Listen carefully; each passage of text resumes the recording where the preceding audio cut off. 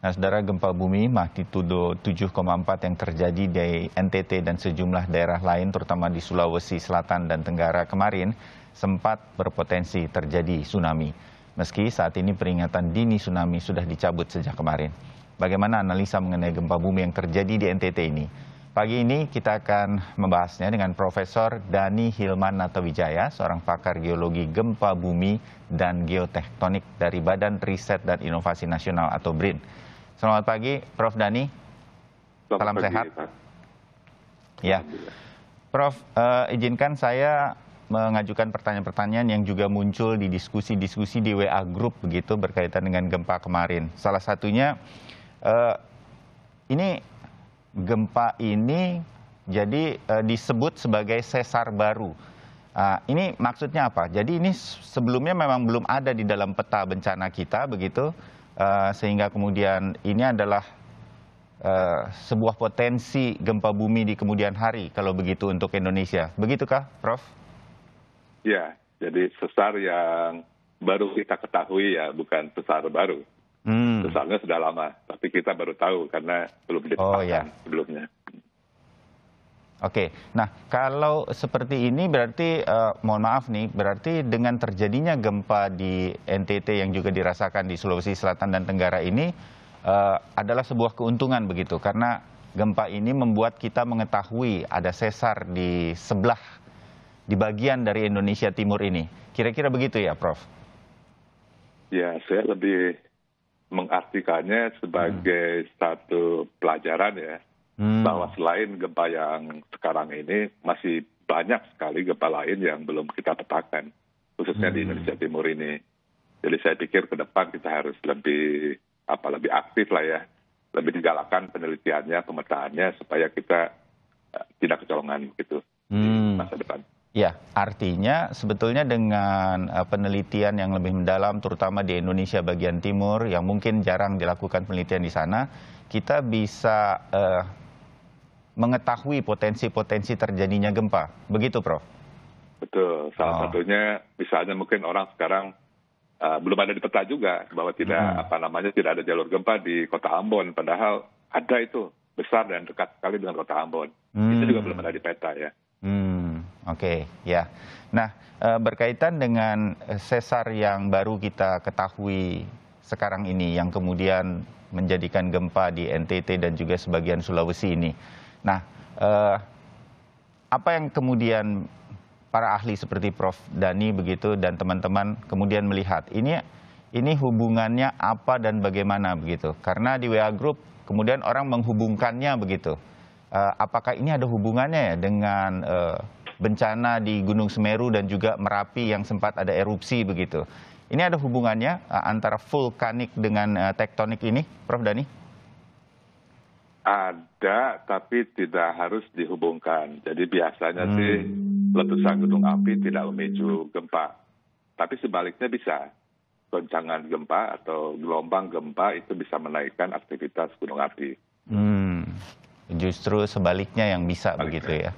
Oke, berarti kalau ada sebuah gempa, misalnya di wilayah NTT ataupun Sulawesi, kalau di situ ada gunung api, kemudian kewaspadaan juga harus dilihat kepada gunung-gunung api di daerah tersebut. Begitu ya, Prof? Kalau gunung api itu statusnya dia memang sedang aktif, magmanya sudah penuh gitu ya. Jadi sehingga ketika ada gelombang gempa, jadi ada banyak gelombang-gelombang udara, itu yang akan menaikkan tekanan. Tapi kalau gunung apinya biasa-biasa saja, ya tidak apa. Ya, Prof. Dani, ini juga mungkin pertanyaan yang banyak diajukan oleh awam begitu ya. Itu kalau gempa bumi terjadi dengan magnitudo seperti kemarin 7,4, gempa bumi susulannya itu masih akan berlangsung berapa lama? Dan kemarin juga untuk apa yang terjadi di Sika NTT ini, ada gempa susulan yang juga cukup besar begitu, sampai 5, dalam magnitudonya. Nah, apa yang menyebabkan gempa susulan itu masih ada yang cukup besar begitu? Dan berapa lama biasanya gempa susulan ini akan masih terjadi? Karena biasanya masyarakat atau warga di sana menjadi ada traumanya begitu, ada sedikit goncangan begitu. Prof. Dani. Ya, aturan umumnya itu, hukum umumnya, gempa susulan biasanya tidak akan selalu di bawah satu skala di bawah gempa utama. Biasanya tidak akan lebih dari itu. Jadi kalau gempa kemarin itu 7,3 ya susulannya biasanya tidak lebih dari magnitudo 6 lah ya, 6,3 itu maksimal itu. Dan biasanya penurunan frekuensi aftershock itu cepat sekali. Jadi dalam sehari 2 hari aja sudah turun cepat begitu ya. Tapi bisa sampai seminggu, bisa bahkan sampai berminggu-minggu masih ada. Tapi tentunya frekuensinya akan bertambah jarang. Ya, ini menjadi pelajaran juga bagi kita. Saya balik, Prof. Dhani, mengenai sesar yang baru kita ketahui ini. Nah, kalau di daerah Indonesia Timur, misalnya seperti yang terjadi gempanya di NTT dan juga dirasakan di sebagian Sulawesi ini akan menjadi sebuah peta sesar baru bagi bagi waspada bencana gempa bumi terutama di Indonesia, atau ini ada hubungannya dengan sesar sebelumnya? Nah, itu kalau ya ada hubungannya dengan sesar yang mana, Prof. Dhani? Ya, kalau sesar gempa yang kemarin itu memang sesar baru dia kelihatannya. Jadi sangat dekat dengan sesar yang namanya Back Arc Thrust yang menyebabkan tsunami tahun 92 di Flores ya. Ataupun juga gempa Lombok tahun 2018. Itu adalah sesar yang arahnya barat timur, itu disebut sebagai Back Arc Thrust, sesarnya sesar naik begitu. Nah, kalau yang sekarang ini dia hampir sejajar memang, tapi dia agak berbeda arah, gitu, agak ke utara sedikit, dan jenis sesarnya juga beda. Jadi merupakan sesar baru. Jadi nanti kejadian ini akan memperbaharui peta zonasi gempa Indonesia. Yang terakhir kan diterbitkan tahun 2017 oleh PU ya, untuk kode bangunan, untuk kesiagaan dan sebagainya. Nah, itu akan kita perbaharui tentunya. Oke. Jadi ini akan ada peta bencana baru di wilayah Indonesia Timur di daerah. Akan ada revisi ya di daerah situ. Ya, oke. Apakah ini akan, kalau melihat begitu ya, Prof. Dhani mungkin sudah melihatnya begitu. Ini banyak terlewati kota-kota yang cukup, ya sebutlah kabupaten begitu, terlewati oleh sesar yang baru kita ketahui ini, Prof. Dhani? Ya, yang sudah diketahui banyak sekali. Bahkan di daerah sini pun yang sudah kita teliti dan sudah mulai kita tahu, tapi belum ada di peta itu masih banyak. Misalnya di wilayah Buton, Muna, wilayah Kendari, yang Kolaka, kota Kolaka itu mungkin orang tidak tahu bahwa di situ ada jalur sesar yang besar. Okay. Baru-baru ini kita tahu ternyata di situ ada. Itu pun nanti akan memperbarui peta gempa Indonesia yang selanjutnya ya. Paling tidak kota-kota yang sekarang atau kemarin ini merasakan dampak dari gempa bumi tersebut, ya berarti harus segera merancang sesuatu dengan peta bencana baru ini. Kira-kira begitu ya, Prof. Dhani ya. Ini penting diketahui oleh pemerintah kabupaten atau kota di sana, begitu? Ya, jadi pada awal untuk bisa memitigasi bencana sumber gempa, tentunya kita harus membuat peta sumber gempa atau peta jalur sesar aktif yang harus diperbarui ya, yang ada harus diketemukan dan kemudian yang diperbaiki petanya sehingga kita bisa mitigasi gitu. Jadi ini barangkali satu pelajaran, karena ini sebetulnya kan sesar gempanya ada di tengah laut ya, cukup jauh sebetulnya dari Makassar, dari Buton itu, tapi terasanya kan cukup mengagetkan ya, gitu. Apalagi kalau dekat sumbernya. Ya, oke, terbayang karena sampai kota Makassar yang kita tahu salah satu kota besar pusat perdagangan di Indonesia Timur juga terdampak begitu. Ini harus menjadi kewaspadaan. Prof, bagian akhir dari obrolan kita ya, untuk mumpung kita ketemu Prof. Dhani, apakah sebuah gempa itu akan selalu ada dampak atau ada ancaman tsunami? Kemarin sempat dicanangkan oleh BMKG bahwa berpotensi tsunami, walaupun kemudian tidak terjadi tsunami seperti yang kita bayangkan begitu, dengan air dari laut yang menyentuh daratan begitu besar begitu, seperti di Jepang, di Aceh. Nah, hal semacam itu tidak terjadi. Tetapi warga di Buton, warga di beberapa wilayah di Sulawesi mengatakan sempat melihat air laut sempat naik cukup jauh, tetapi kemudian cepat turun begitu. Apakah itu juga tsunami, Prof. Dhani? Ya, jadi setiap sumber gempa di laut itu sedikit banyak pasti akan menimbulkan gangguan terhadap air, menimbulkan tsunami. Masalahnya kan tsunami itu tidak harus besar. Ada gelombang 1-2 cm saja akibat sumber gempa di laut, itu disebut tsunami juga. Seperti kemarin itu kan terekam juga di pengukur pasang surut air muka laut bahwa ada tsunami sekitar 7 cm, yaitu tsunami juga gitu ya. Jadi ya tidak semua gempa menghasilkan tsunami. Biasanya kalau gempanya sudah magnitudo 7 ke atas di bawah laut, ya ada. Masalahnya besar atau tidak gitu. Oke, nah itulah yang memang harus menjadi kewaspadaan kita. Prof. Dhani, terima kasih informasinya atau obrolan kita. Saya rasa walaupun singkat, kita sebagai orang yang awam mengenai bencana ini makin terus mengetahui bagaimana kita harus bersikap dan apa yang kemudian kita pelajari. Salah satunya ini adalah sesar yang kita ketahui sekarang aktif begitu ada di wilayah Indonesia Timur, harus masuk dalam peta bencana sedemikian rupa sesegera mungkin dan menjadi kewaspadaan kita. Karena kita hidup bersama dengan sebuah lingkungan yang memang cincin api bagi Indonesia. Prof. Dhani, terima kasih. Kita ketemu lagi lain waktu di kesempatan yang lain. Selamat pagi dan kita akan lanjutkan dengan yang lain. Salam sehat, Prof. Dhani. Ya, saudara, kita melihat ada beberapa bencana yang terjadi di Indonesia, di wilayah Jawa Timur, di Lumajang, ada bencana Gunung Semeru yang erupsi. Kemudian kemarin ada bencana gempa bumi di Sika, NTT yang terasa sampai ke beberapa wilayah Sulawesi. Nah, bagaimana dengan mitigasi bencana yang bisa dilakukan ketika sebuah bencana terjadi, termasuk gempa bumi, bencana gunung api, erupsi, dan lain-lain. Segera kita bahas dengan Irwan Meilano, seorang pakar mitigasi bencana dari ITB. Pak Irwan, selamat pagi, salam sehat. Selamat pagi, Mas Bayu, salam sehat. Ya, Pak Irwan, kita walaupun kita obrolannya santai, kita anggap ini sebagai sebuah diskusi. Mudah-mudahan banyak yang mendengarkan kita begitu, karena kita warga Indonesia kan tinggal di daerah yang kita sebut cincin api, banyak gunung apinya. Jadi gempa bumi, letusan gunung, itu adalah hal-hal yang mungkin akan selalu dalam setiap tahun kita akan dengar begitu. Nah, terutama dari gempa bumi Sika kemarin ya Pak Irwan, apa yang kemudian kita harus pelajari dan lihat begitu, tanggap bencana dari masyarakat, dari bencana Gunung Semeru dan juga gempa bumi di Sika kemarin. Pak Irwan dan teman-teman terutama yang concern betul terhadap mitigasi bencana, apa yang kita lihat masih belum terjadi setelah berapa kali kita mengalami bencana besar dari sisi alam, Pak Irwan? Baik, terima kasih Kang Bayu, untuk kesempatan yang diberikan terkait dengan bencana yang terjadi kemarin ya, Mas Bayu. Ada dua hal yang menurut saya perlu menjadi perhatian kita bersama. Yang pertama berfokus pada pemerintah, yang kedua berfokus pada masyarakat.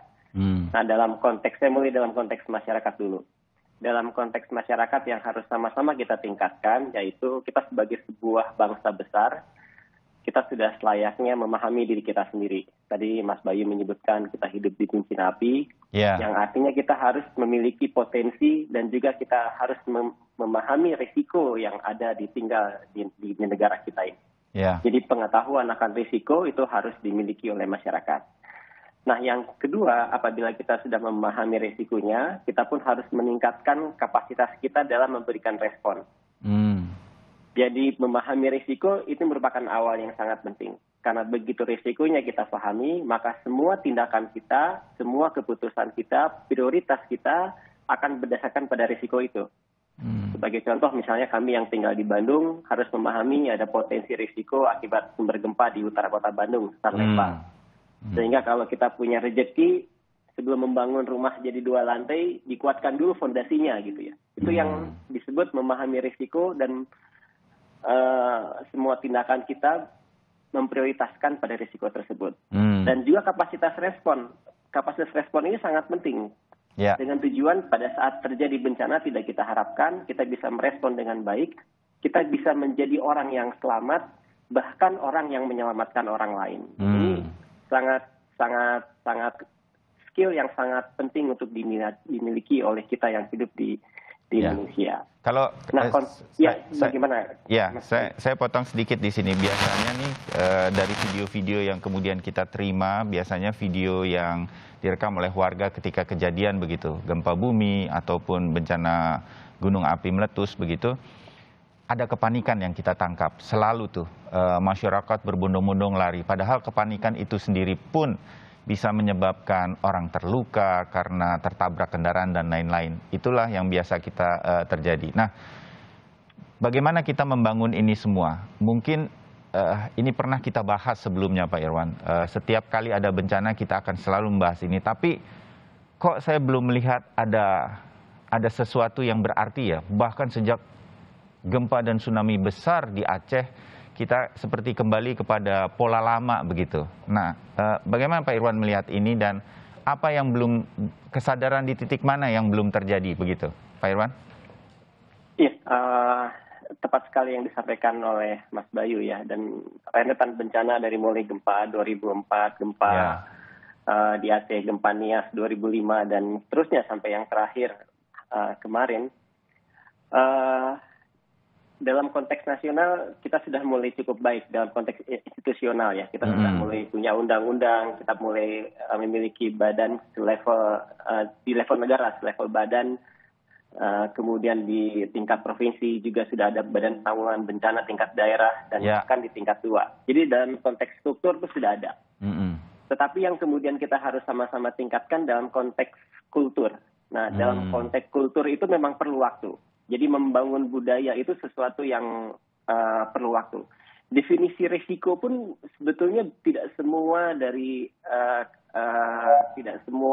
unsur masyarakat memahami apa artinya risiko gitu ya. Jadi menurut saya itu perlu waktu dan salah satu poin yang sangat penting dan saya sangat yakini sebagai seorang pendidik yaitu literasi bencana. Dan ini peran penting dari semua stakeholder. Jadi tidak ada satu resep yang kemudian cespleng selesai semua gitu ya. Dan ini yang pasti harus melibatkan semua unsur dari masyarakat, termasuk media sangat penting ini. Tim Mas Bayu dan kawan-kawan ini sangat strategis perannya, terutama untuk memberikan literasi pada masyarakat. Ketika literasi itu tersebar di level yang paling mendasar. Sebagai contoh kami pernah melakukan survei di Palu sesudah kejadian bencana. Dan yang cukup mengejutkan, di atas 70% tidak paham apa artinya gempa. Di atas 80% tidak paham apa artinya tsunami. Apalagi apa yang artinya likuifaksi. Ini menunjukkan bahwa literasi kita sangat rendah. Sebagai sebuah bangsa besar yang kemudian memiliki banyak kekayaan alam. Selain juga punya potensi bencana, kita harus paham akan diri kita. Dan salah satu memahami diri kita adalah memahami potensi bencananya. Jadi literasi harus diberikan dari mulai tingkatan yang paling rendah, dari mulai sekolah dasar. Nanti akan membangun kultur secara alamiah dari seluruh masyarakat. Kalau sudah begini kita ingat pada sebuah negara, Jepang, yang saya rasa dari obrolan kita, Pak Irwan tadi mengatakan membentuk kultur, membentuk budaya bahwa mereka tinggal di daerah yang sering terjadi gempa.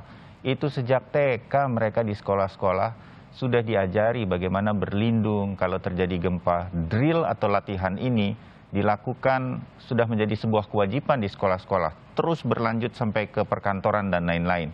Di kita belum.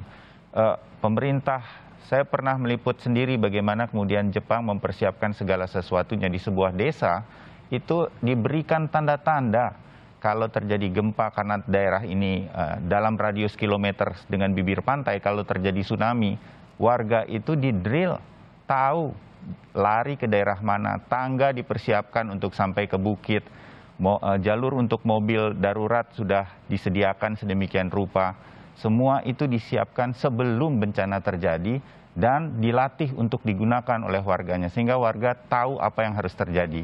Kita belum sampai ke sana. Nah ini yang mungkin kita harus lakukan. Begitu ya Pak Irwan ya? Betul sekali Mas Bayu. Dan sebetulnya kita sebagai bangsa yang memiliki sejarah yang panjang, di masa lalu kita pernah punya. kalau kita perhatikan budaya-budaya yang berkembang, misalnya di budaya pembangun rumah di Sumatera Barat, di Sumatera Utara, bahkan di Aceh, di Jawa Barat pun kami punya. Saya pun pernah berkunjung di wilayah-wilayah misalnya di Lombok gitu. Mereka sudah punya wisdom, itu pernah kita miliki. Ya, mungkin karena Krakatau dulu pernah meletus sehingga kemudian mereka tahu apa akibatnya, rumah-rumah modelnya panggung dan lain-lain. Tapi perlahan tapi pasti hilang lagi hal semacam itu yang harusnya kita pertahankan, begitu Pak Irwan? Persis, jadi kita harus menggali kembali apa yang pernah kita miliki. Nah, dalam konteks membangun resiko itu ada dua aspek, yaitu aspek riset tadi yang dijelaskan oleh Pak Dhani, sumber gempa yang belum kita ketahui. Iya. Tetapi kita pun harus menggali sumber-sumber pengetahuan yang ada di masyarakat. Nah, mempertemukan kedua body of knowledge ini, dua pengetahuan yang berada di masyarakat dan pengetahuan yang dibawa oleh para pakar, menjadi sebuah kunci dalam proses membangun risiko yang difahami oleh masyarakat. Iya. Tidak bisa juga risiko itu top down gitu ya. Para pakar bilang ada ini gitu. Terus masyarakat apa sih artinya buat kami gitu. Nah, kita harus menggali juga pengetahuan dari masyarakat. Jadi pengalaman saya survei ke banyak wilayah pada saat terjadi bencana, ketika kita ngobrol dengan masyarakat, kita biasanya terpana gitu. Ternyata mereka sudah punya knowledge yang cukup panjang di masa lalu, tapi mungkin mereka tidak paham bahwa knowledge itu berhubungan dengan bencana.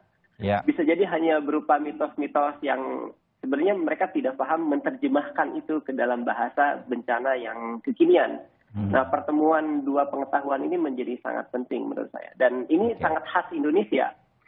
Yeah. Memang ada beberapa, kita bisa mengadopsi model dari negara lain, tapi negara kita itu punya budaya dan punya kekayaannya sendiri. Nah, mempertemukan dua pengetahuan ini menurut saya akan menjadikan sesuatu yang sangat baru, dan ini merupakan produk asli dari Indonesia. Itu yang perlu kita kaji bersama-sama. Iya, setuju Mas Irwan.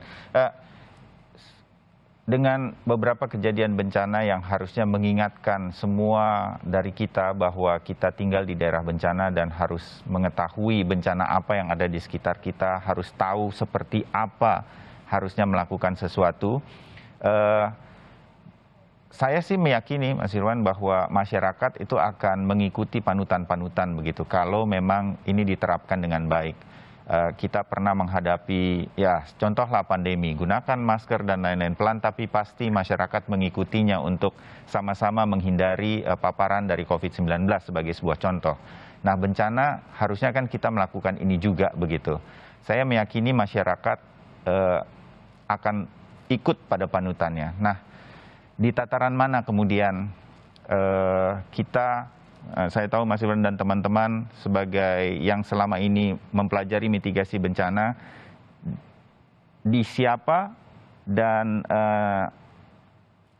siapa yang kemudian bisa mengajak masyarakat mengerti ini sehingga ketika bencana terjadi korban bisa diminimalisir. Mas Irwan, sekarang kan waktunya begitu. Oke lah, ada bencana yang kemudian harus terjadi sebagai sebuah momentum. Tidak perlu kita sesalkan, tapi dengan bencana yang berturut-turut terjadi ini, mungkinkah ini menjadi sebuah momentum yang baik bagi terutama pemerintah untuk melihat ini semua? Kita harus membentuk kultur ini, Mas Irwan. Ya, Mas Bayu, saya sangat setuju dan saya sangat meyakini bahwa ini merupakan awal dari sebuah proses yang akan lebih baik ke depan. Dan mitigasi itu, saat yang terbaik dari mitigasi adalah sesudah bencana. Jadi sudah terjadi bencana, biasanya ingatannya masih tersimpan.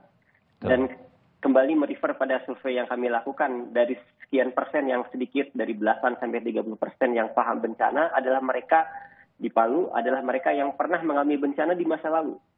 Jadi kemudian meneruskan informasi itu pada generasi selanjutnya. Berbeda dengan letusan gunung api yang biasanya periodisasinya pendek, kalau gempa bumi biasanya panjang, bisa puluhan tahun, bisa ratusan tahun, dan itu bisa lupa gitu ya.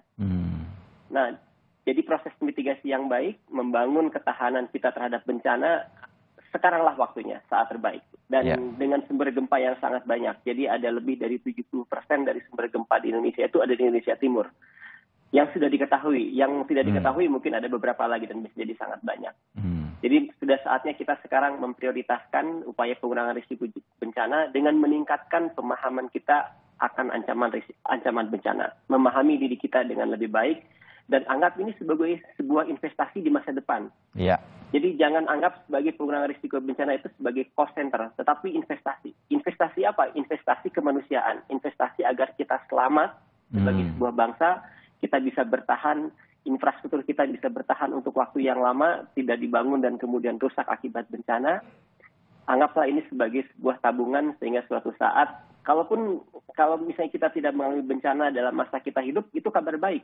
Iya. Tetapi anak cucu kita akan bertahan untuk waktu yang lama ke depannya. Saya yakin kan bangsa besar ini akan bertahan untuk waktu yang sangat lama. Baik. Untuk itu kita harus mempertahankannya dengan memahami literasi bencana dengan baik. Baik.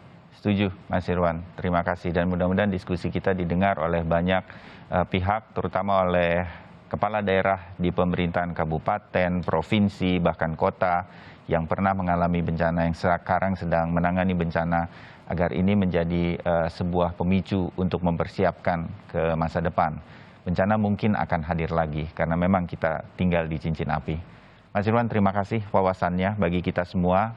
Perbanyak literasi, itu menjadi masukan bagi saya secara pribadi berkaitan dengan di mana kita tinggal dan apa yang harus kita lakukan. Kita ketemu lagi lain waktu, Mas Irwan. Terima kasih. Salam sehat. Sama-sama, terima kasih. Salam sehat. Ya.